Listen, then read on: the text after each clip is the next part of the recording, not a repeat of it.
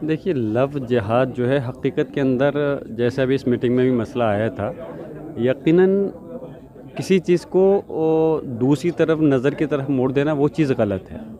हमारे हिंदुस्तान के कानून के अंदर कोई ऐसी पाबंदियां नहीं हैं कि जो आपस में इस टाइप की चीज़ों को बढ़ावा दें। यकीनन जब से भारतीय जनता पार्टी सरकार आई है उसने उसको नया रुख दिया है।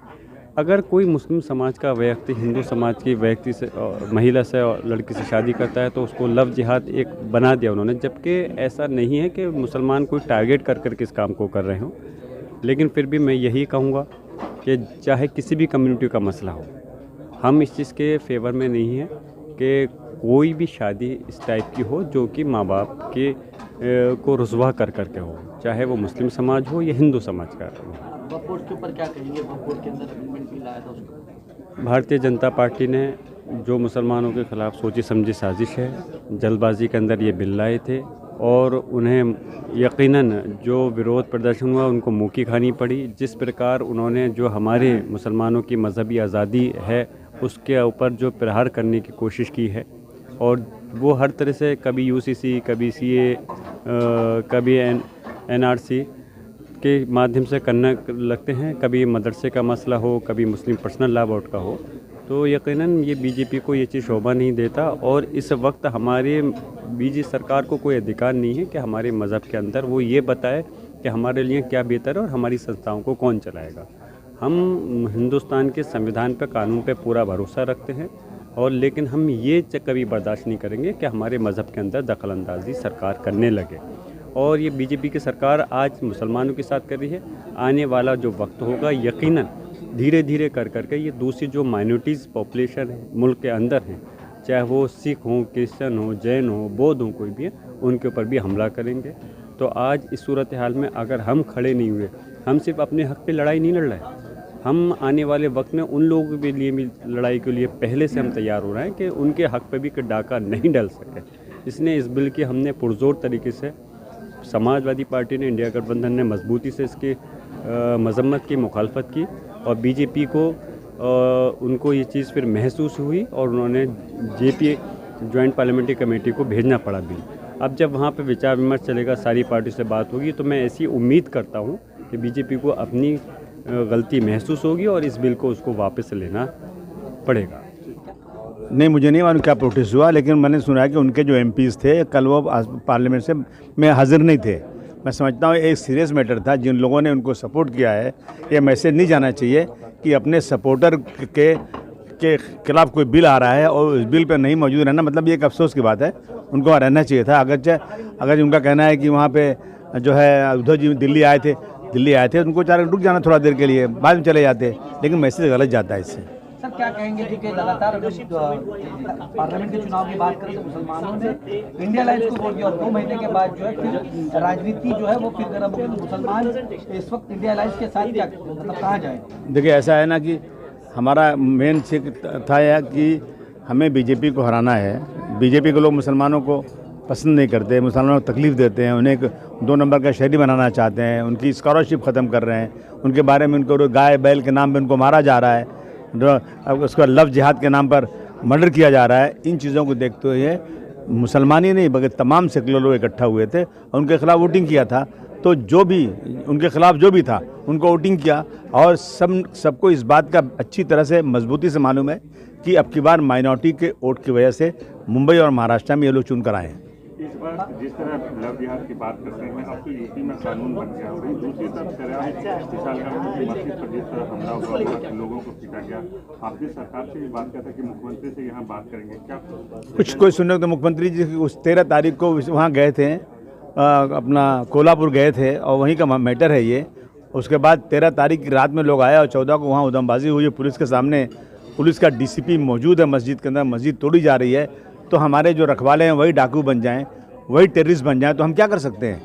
तो हमें अपनी ताकत बनानी पड़ेगी और हमें सत्ता में भागीदारी लेनी पड़ेगी। इसका अभी आने वाले इलेक्शन असेंबली में हम सबको ये कोशिश करना चाहिए। क्या लगता है इंडिया अलायंस के साथ अगर आपका गठबंधन नहीं होता है तो अबू हाशिम आज़मी जो है 2024 में अकेले चुनाव लड़ सकते हैं? देखो, ऐसा नहीं कि बच्चा पैदा नहीं हुआ तुम ना मत पूछो। अभी जब ये हो जाएगा कि अलायंस नहीं होगा तो जवाब दूंगा आपको मैं। अभी अलायंस होने का चांस है, मैं क्यों ऐसी बात करूँ? लगभग कितनी सीटों पर समाजवादी 12 सीट।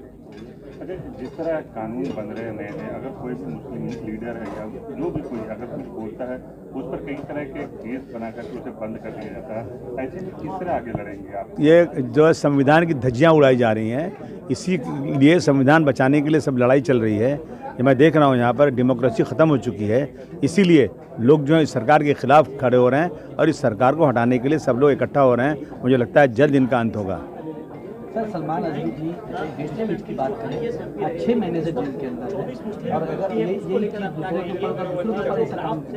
अरे भाई, अगर श्रीनगर में किसी ने फ़लस्तीन का झंडा फहरा दिया और मैं कहूँ प्राइम मिनिस्टर साहब से कि दिल्ली में आपकी छाती के ऊपर फ़लस्तीन का झंडा हिल रहा है, फहराया जा रहा है, वहाँ उनकी एम्बेसी है, और अगर एक आदमी ने फ़लस्तीन का झंडा फहरा दिया तो उस पर यूएपी लगा के उसको अंदर कर रहे हैं। कितनी जगह पे ये हो रहा है, फ़लस्तीन का नाम को ले रहा है, उसको पकड़ा जा रहा है, इस तरह की चीज़ें। और उसके बाद ये लोग जो मस्जिद में घुस के टेररिज्म फैला रहे हैं, आप ऐसे सेक्शन में बंद किया आपने, सबकी ज़मानत हो जा रही है। मैं समझता हूँ कि ये कानून का खिलवाड़ है और ख़ासतौर से मुसलमानों को डराने के लिए ये सब किया जा रहा है, पोलराइजेशन के लिए किया जा रहा है। इसकी सख्त मुखालफत करना चाहिए और इस असेंबली सेशन में सबको इकट्ठा होकर ऐसे लोगों को सबक सिखाना चाहिए।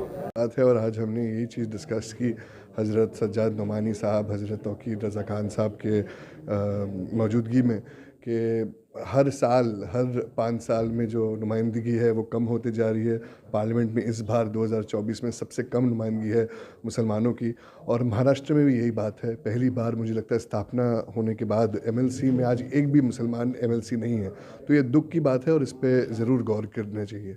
क्या लगता है कि आने वाले 3 महीने के बाद जो चुनाव होते हैं, सियासत किस ओर जा रही है? क्योंकि नफरत की राजनीति चलेगी कि आने वाले विकास की राजनीति?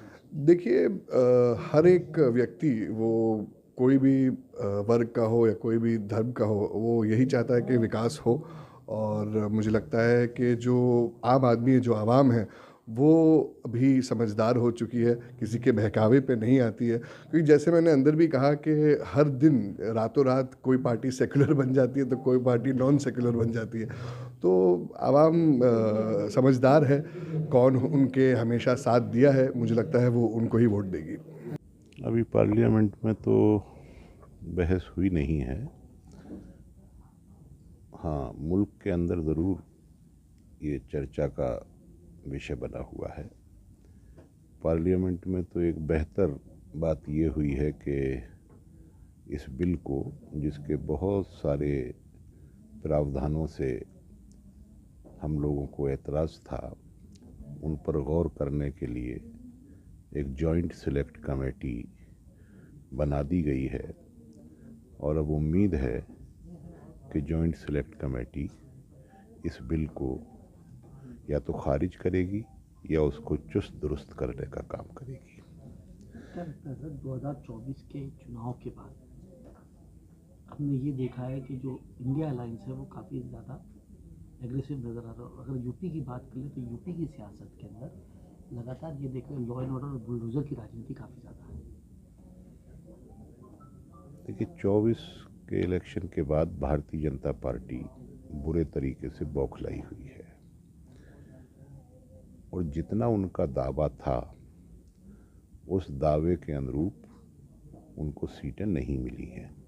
बताने की कोशिश ये है कि आप पिछले लोकसभा में देखेंगे, जो लोकसभा गया उसमें मुसलमानों ने एक तरफा वोट एक पॉलिटिकल पार्टी को दिया था, इंडिया गठबंधन को दिया गया था।